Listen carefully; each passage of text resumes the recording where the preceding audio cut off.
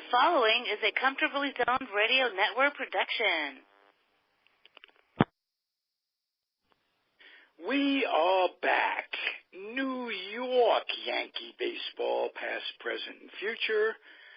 I'm Ralph Tycho of the Comfortably Zoned Radio Network, and it is my pleasure to introduce the hosts of the show, Robert Deininger and Jack Degraw. Robert, start with you. Take it away. It's break time, all-star break time. Give us your feelings, guys. I'm surprised that we're 4.5 back? I thought we'd be a little bit closer at the All-Star break, but the back end of the rotation seems to be a bit of a problem for us right now. Well, one of the things, Robert, I noticed is like over the last 10 games, the Yankees are 6-4, and the Red Sox during that time is 9-1. So the Red Sox lose. Yeah, the Red Sox don't lose. Hopefully that won't continue because the Red Sox are on a pace to win 115 games. But with the trading deadline coming up, and I mean, there's only like maybe 6-7 teams in the American League who even have a chance to make the playoffs. I think we're definitely going to see some moves shortly. Yeah, I see a lot of fans. They want Manny Machado from Baltimore. Others want a top line starter to go with Severino, but there's really no one out there like that. I was thinking something at the back end of the rotation, a little consistency, because even though Germán has great stuff, he's inconsistent. And there's pitchers like Ian Snell from Tampa or Jay Happ from Toronto and Michael Fulmer from Detroit. Where do you think the Yankees should look to improve at the trade deadline?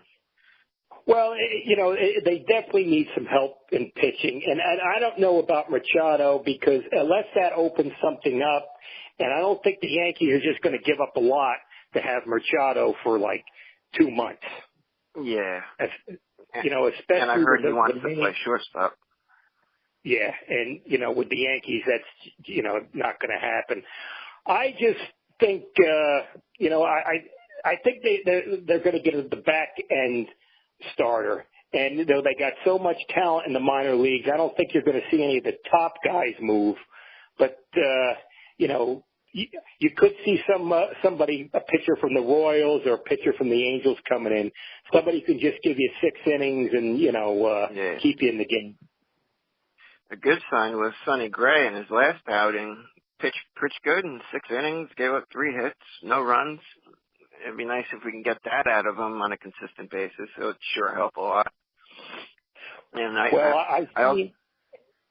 Go ahead, Robert. Oh, go on. I was going to say also, better consistency out of Gray, but also having Sanchez and Torres out of the lineup seems to be hurting them a little bit too offensively. Well, I seen last night where Sanchez played yesterday, and he hit a home run, and he's DHing a game, I think tonight or tomorrow, and then he's going to catch a game on Wednesday, and Friday he's going to rejoin the Yankees. So, that's a big guy to get back. Yeah, I saw that home run he hit yesterday. I mean, that was a mammoth blast that he hit too on a high fastball. Be nice to get that back in the lineup for sure. No, and get back to Gray. I know the Yankees, Rothschild and Gray, they sat down and they were looking over tapes, from Oakland when he had all his success. So he went back to, maybe being a little more aggressive with his fastball and just, challenging hitters instead of like nibbling around. Yeah.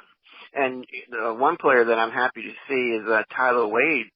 His latest stint here in his last, 5 games. He's batting .462. He's got 6 hits. He great defender. He's got unbelievable range.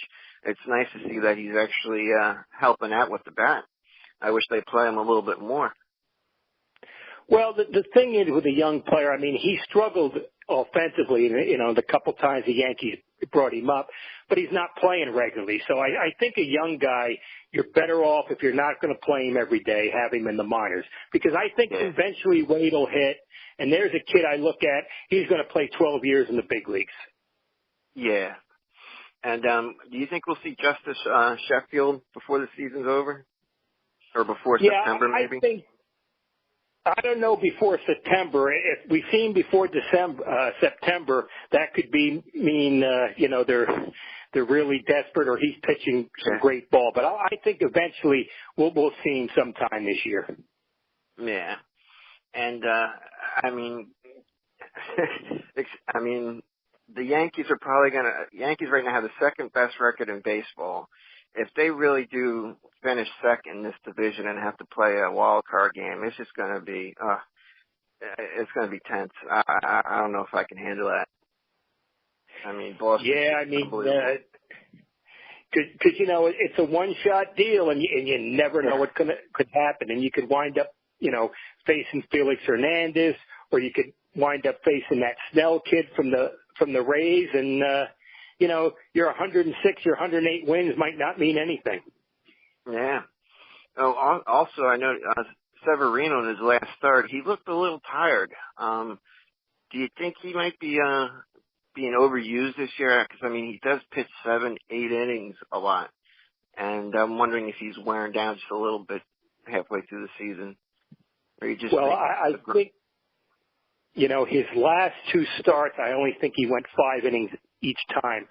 I think eventually you might just see him go 5 or 6 innings. Yeah. And Tanaka pitched a good game. It was nice having him back.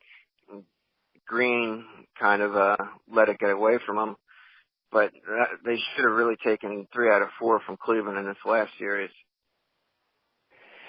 Yeah, the Green struggled a little bit, which is unusual and stuff. And, once they get men on base and, when you rely on power all the time, it's hard, sometimes it's just not there. And the Yankees leave a lot of men on base. Yeah, and then that one play late in the game where you had Judge on first and Hicks at the plate with a 3-2 count, and they had Judge running, and it was a strikeout, throw him out. And you had Stanton on deck when you're down by 2, and Stanton in the top of the 9th hit a solo home run to lead off the inning. Just makes you wonder, with that kind of lineup, do you try to hit and run? Do you send a runner on 3 and 2 when you got a big bat, on deck? That could have cost them a game. Yeah, Boone's done a good job for the most part, and you took a chance, and it didn't pan out. So, he's a rookie too.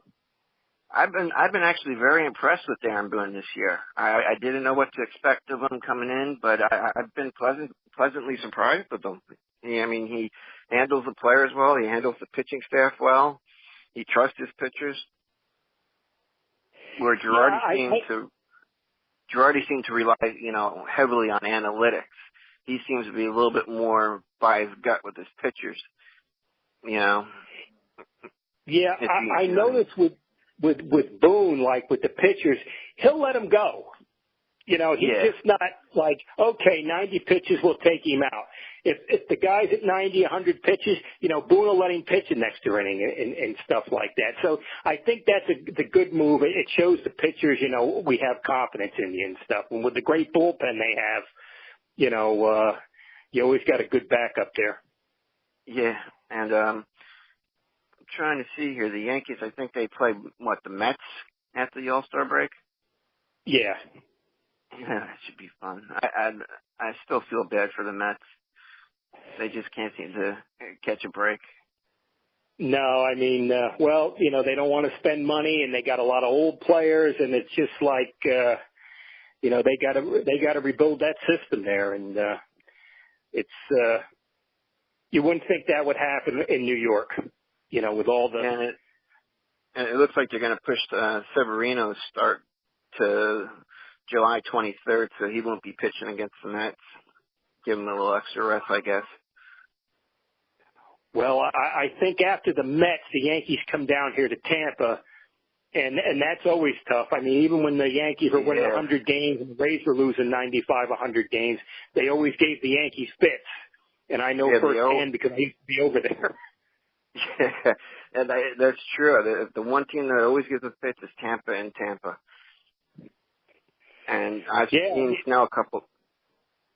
The pitcher Ian Snell from Tampa, he's done a great job against the Yankees this year so far when he's pitched against them.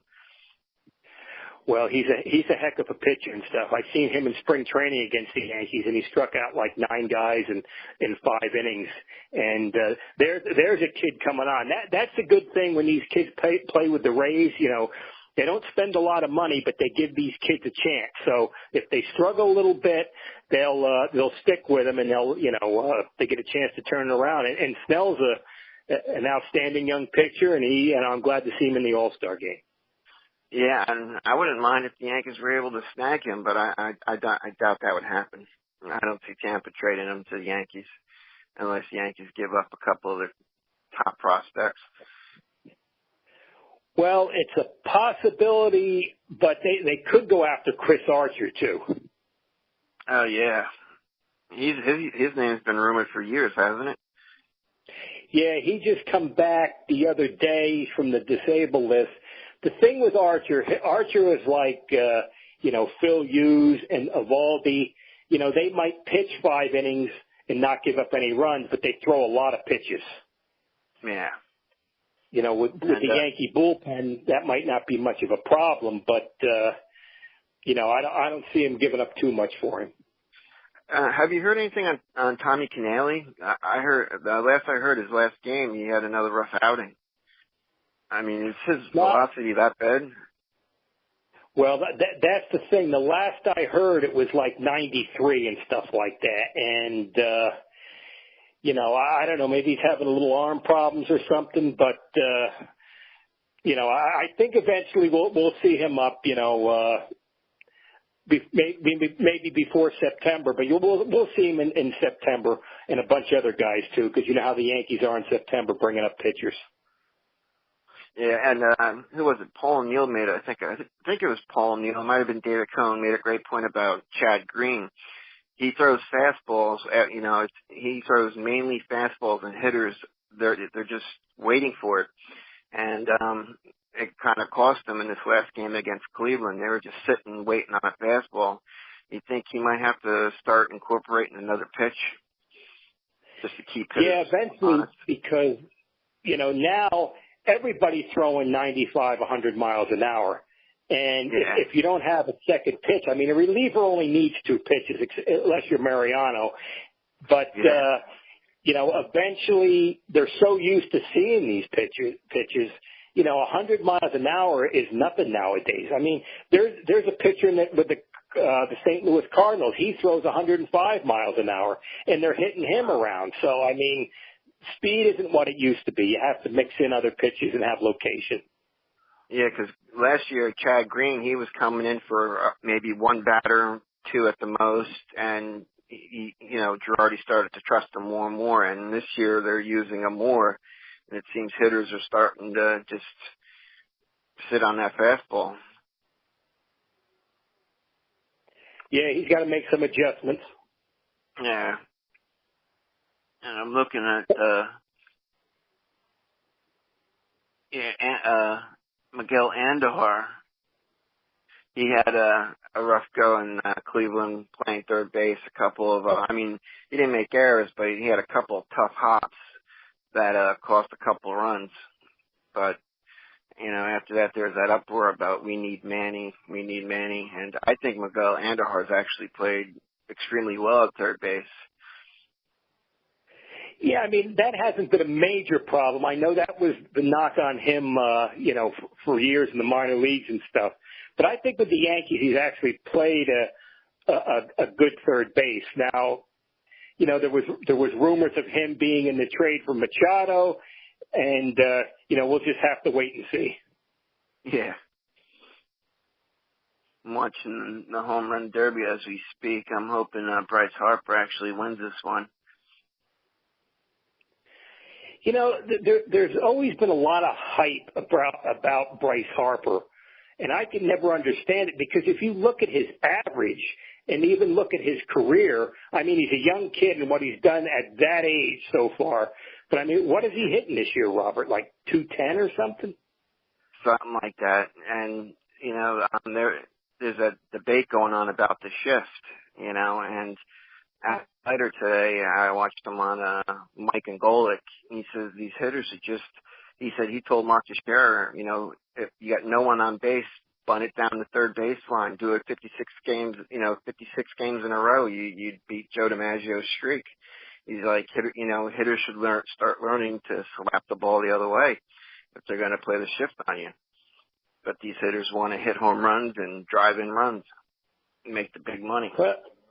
Yeah, and I mean, like, if you're a power guy, you're used, you want to get the ball in the air, you want to hit line drives or get the ball in the air. And I guess they have a hard time adjusting, just hitting ground balls in the opposite field. Now the game is everybody wants to, be a power hitter. So, the small ball isn't around anymore. Yeah, and I actually miss that. Yeah, I mean, I remember, growing up watching like Tony Gwynn, Don Mattingly, and Wade Boggs. I mean, they can go to, they could hit the opposite side of the field, all the time. I can remember Donnie just hitting them down the left field line. You don't see many players that do that nowadays. No, I remember in the 2003 World Series when the Yankees played the Marlins had Juan Pierre, and I forget who the second hitter was, but I remember in the first game they hit the ball maybe 100 feet combined, and they got a run out of it. So you don't see that anymore. No, and I was hoping Severino would get the nod to start in the All-Star game, but they're going to, I guess Chris Sale's getting the start, and Max Scherzer for the Nationals is going to start in the National League over DeGrom. And I'm wondering now if they should even pitch Severino in the All-Star game. If they do, hopefully it's just an inning. Yeah, I think that's all it'll be. I mean, it's fun to see, like a young kid for his first game and stuff, first All-Star game. But you don't want to see him go too long because the All-Star game's lost a lot of its appeal. Yeah.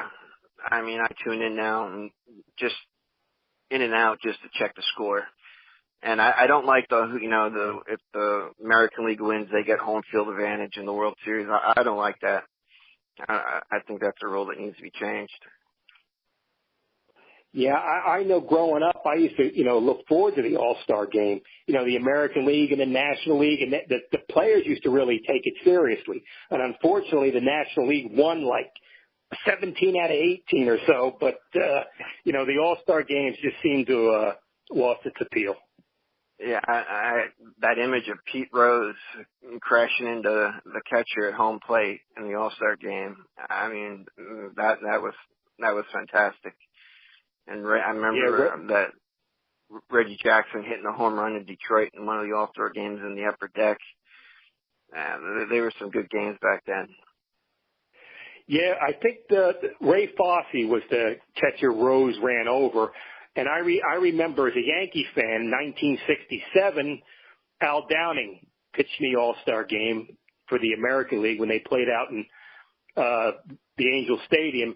And Mickey Mantle come in to pinch hit early, and Mickey struck out in like the third inning, and he flew down to Dallas, and he went to the golf course, and he watched the end of the game from the golf course. So, no kidding. Yeah. I remember one of the first books I ever read was the autobiography of Mickey Mantle, and in it I think they were in Pittsburgh. I think it was Pittsburgh, and they missed the team bus, and so they took the train. I forget which city they were going to, but it was close. And it was Mickey, Billy, and Whitey Ford, and they were all hung over the next day. Whitey was able to sneak into the bullpen.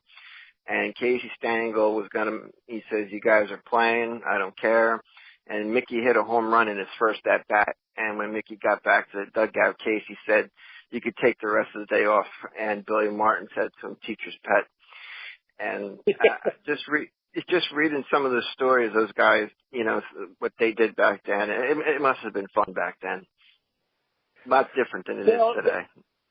Well, the thing is now, the press used to hide a lot of stuff, and back then the game was a thing. Now with social media, everything you do, everybody's taking pictures and everybody's looking, for something, and it's almost like, for the most part, nowadays, the game is like an afterthought. We want to find some to slander somebody, and it's, it's great to have this social media, but it's overdone a lot, and it's taken away a lot. Yeah.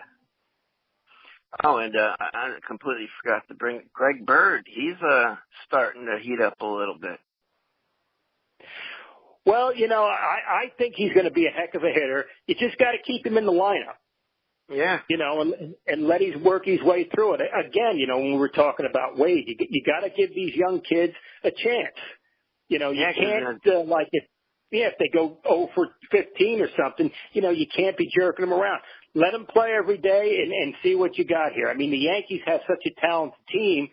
They're going to be good for years. So this is not just like a one-shot deal. If they don't win the World Series this year, that's it. Yeah. In his last 6 games, Bird has 3 home runs and 11 RBIs. I mean, and Paul O'Neill, he said it a week ago, Bird is a hitter that normally takes 100, 150 bats to get going, and he's right at that mark, and he's starting to hit.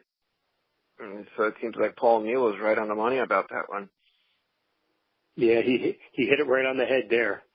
Yeah, and Brett Gardner became a 10-year player, which means, he can't be traded?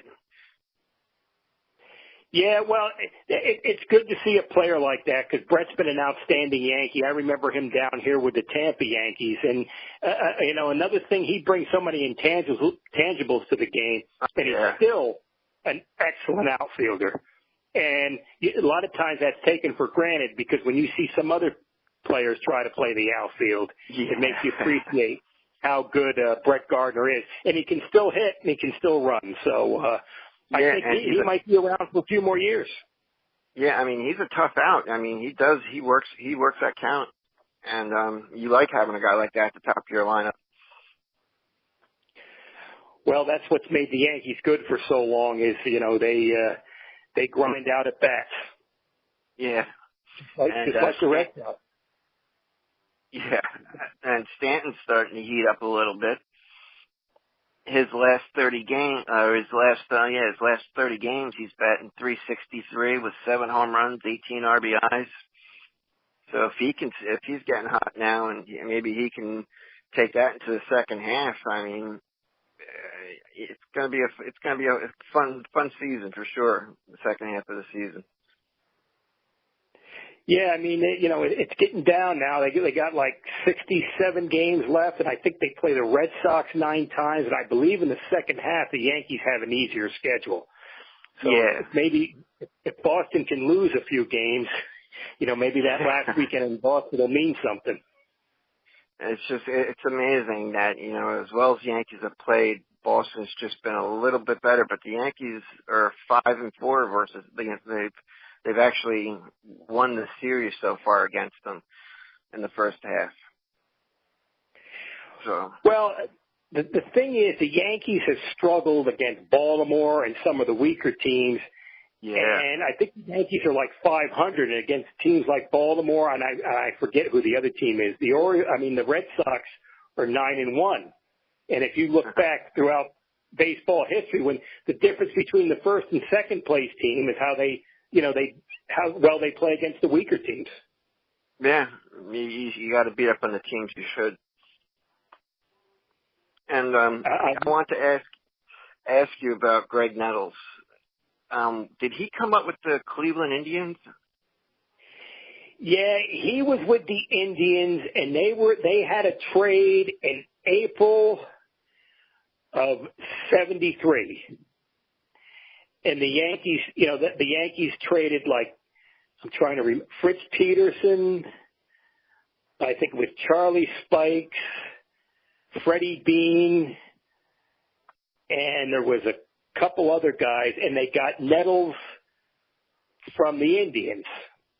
and that filled a third base need for the Yankees because ever since Clete Boyer, got traded to the Braves, the Yankees had trouble at third base. I mean, they had Bobby Cox playing there, and they had Jerry Kenney, and they had Rich McKenney, and they had Hal Lanier, and and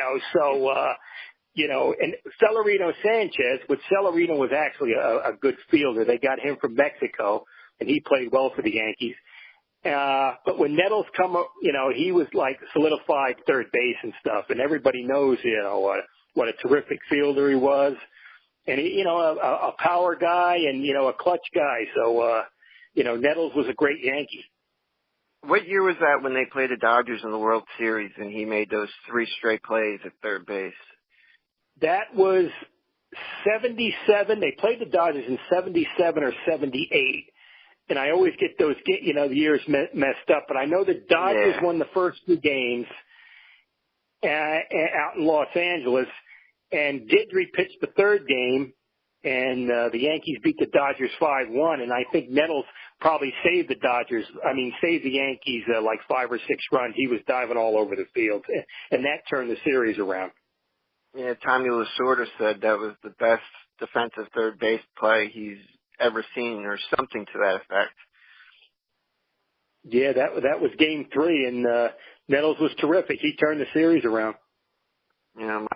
My dad used to rave about Clete Boyer. Did you ever get a chance to see him play third base for the Yankees? Yeah, I seen him play. Well, 64 was my first game, and he was with the Yankees, I think, till after 66, 67. And Clete could really field. I mean, he didn't have the reputation of Brooks Robinson, but Clete was was one of the greatest fielding third basemen in baseball history.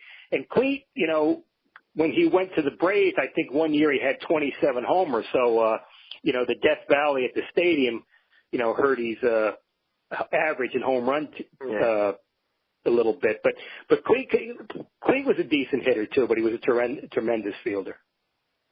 And I was watching this on Yes. They've been showing you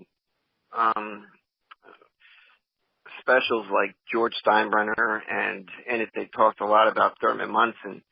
And one of the stories was how he went to Thurman and said, "You're going to be our captain. We need a captain." And Thurman was like, "No," and he just flat out refused. And Steinbrenner said, he's like, "You wear your hair long, you have a long mustache." He's like, "I'm paying you. You're the captain," and that's how he became captain. I find that funny. Well, Robert, I'll tell you, some stories about Thurman. Thurman, August 8, 1969, the Yankees were playing the Athletics, and Thurman got his first major league hit against Catfish Hunter. And I remember going to the game on a Sunday, August 10th, and I seen Thurman's first major league home run. Oh, man. Mercer hit the first one. The next pitch, Munson hit a home run. And 3 pitches later, Stick Michael hit a home run.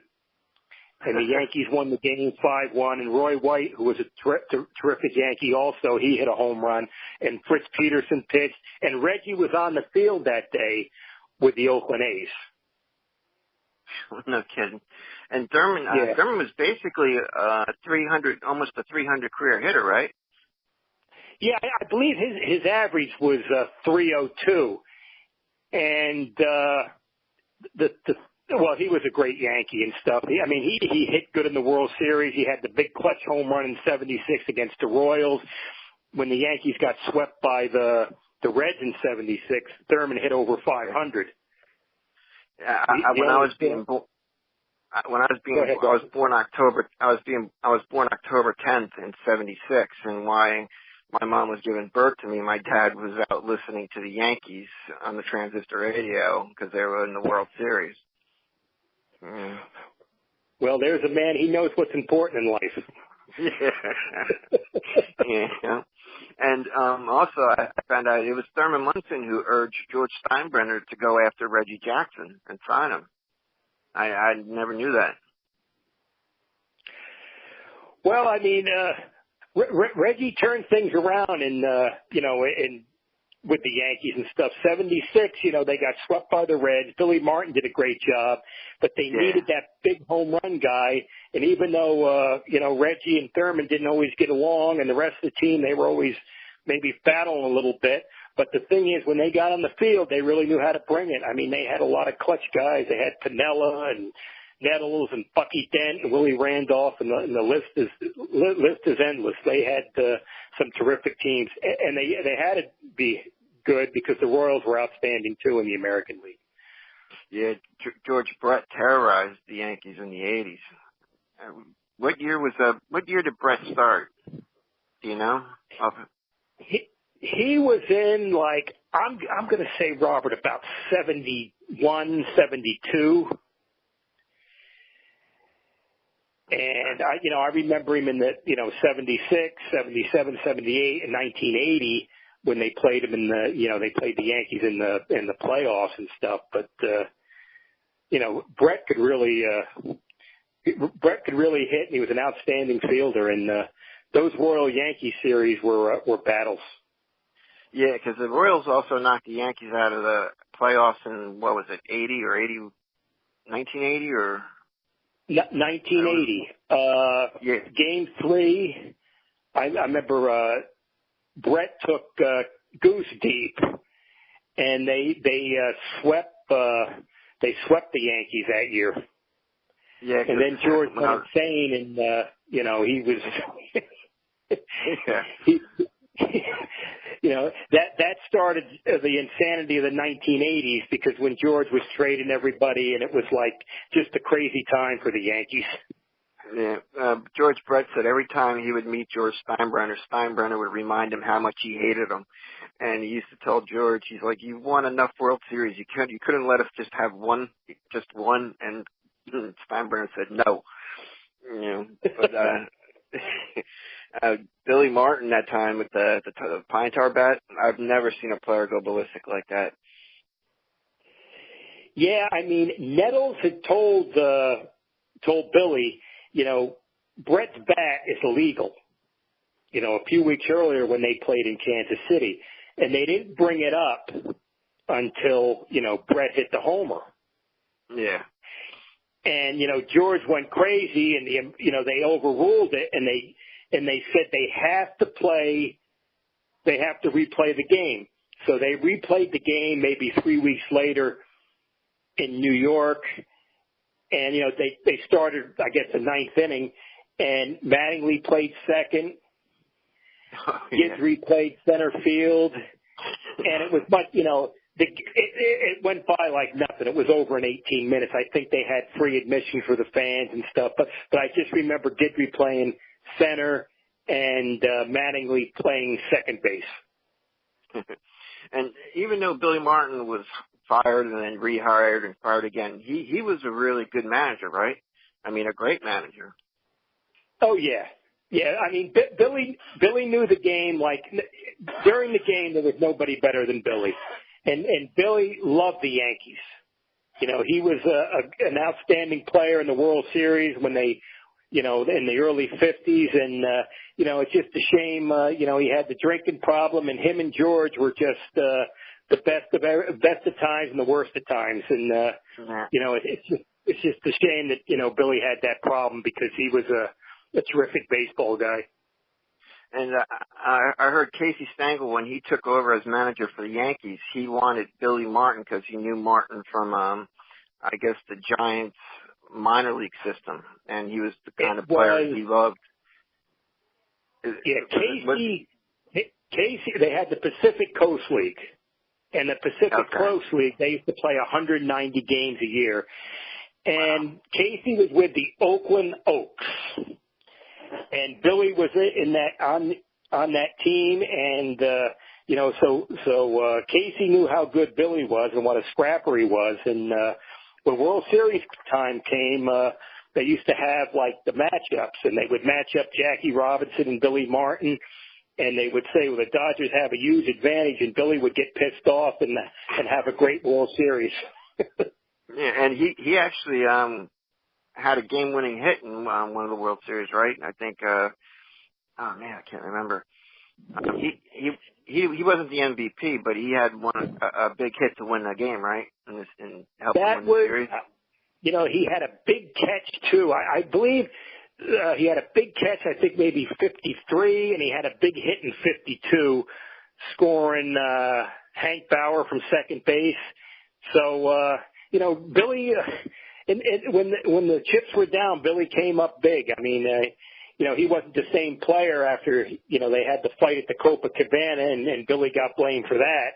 But Billy played terrific for the Yankees. Yeah, it's a shame. It's a shame that he went out the way he did too. Yeah, and the thing is, I mean, when they had the car accident, Billy was like at the end of his driveway. Yeah, right. He was right near his house. Yeah. On Christmas Eve. And watching that special on George Steinbrenner, you could tell how choked up he got. They were really close, despite their on and off again, feud, so to speak. He really did care for Billy Martin. Yeah, it was definitely a crazy relationship, but I think they had a lot of affection for each other because they both wanted the same thing. They both wanted to win. And Robert, check out a book. It's called Wild, High, and Tight. It was written by Peter Golenbach, and it's about Billy Martin and the relationship with George Steinbrenner. It's a terrific book, so if you get a chance, pick that up. Oh, yeah. I'd love to read that, yeah. Oh, thanks. Is anything that you want to touch on? No, that's about it, Robert. Let me see. I'll tell you one thing about Robbie Cano and the home run derby. Okay, yeah. I used to live across the street from the Yankees in Tampa here, and I was like 5 minutes from the park, so I would walk over like every day and, be a nuisance and watch him practice. And Cano was hurt, and he used to come out for batting practice when he was rehab, and he used to hit BP against Gil Patterson. Gil Patterson was a top prospect for the Yankees in the late 70s until he had, they didn't have Tommy John surgery, but that's what he had. And Cano would take batting practice, Robert, and it was unbelievable. He would hit like out of 50 pitches, hit like 42, 45 home runs, and it was incredible to watch. It was just one after the other. And after he got done hitting them, I used to run and get all the baseballs. But I remember telling people, I said, Cano is going to win the home run derby. And sure enough, he did. How about that? That's cool. People said that Ichiro Suzuki, he's one of those players who in batting practice puts on a home run display. And there was even talk before the home run derby that he might even participate. I would have loved to seen him in the home run derby. Yeah, well, the thing is, even though he hasn't officially retired yet, I think the Marlins are playing in Japan the opening series next year. Seattle's playing in the opening series next season, so you might see Ichiro make an appearance in that game. It's amazing that he has over 3,000 hits in the major leagues. I wonder how many hits he would have had if he played his entire career in the major leagues, Ichiro, if he would have come close to Pete Rose. Well, I think he would have had a big chance because when he was at his best, he might have been the best player in baseball. He was incredible to watch. Even as he got older, just watching him with the Yankees down here in Tampa in spring training, he was still had a lot of talent. Yeah. Do you think that record would even be touched, the all-time hit record, the way the game's played now? I don't think so, because a lot of these guys, I mean, they don't hang around as long, and I think that with the pitching nowadays, with all the young kids coming in throwing 100 miles an hour, I think it's a lot tougher because now these pitchers are groomed from when the time they get into the minor leagues, and they come in the 6th inning, the 7th inning, the 8th inning, and it's a lot tougher to hit now. Yeah.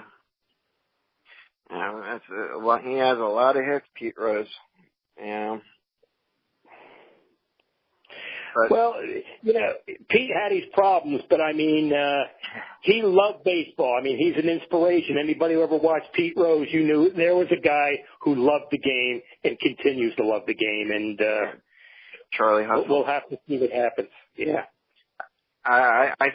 Me personally, I think he belongs in the Hall of Fame. I mean, the guy he was a great ball player, and he played his heart out.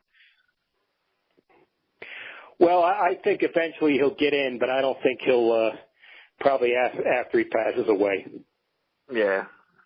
Yeah. And he when he got that lifetime ban, wasn't he under the impression that after a year he could apply for reinstatement, and he thought he was going to get it?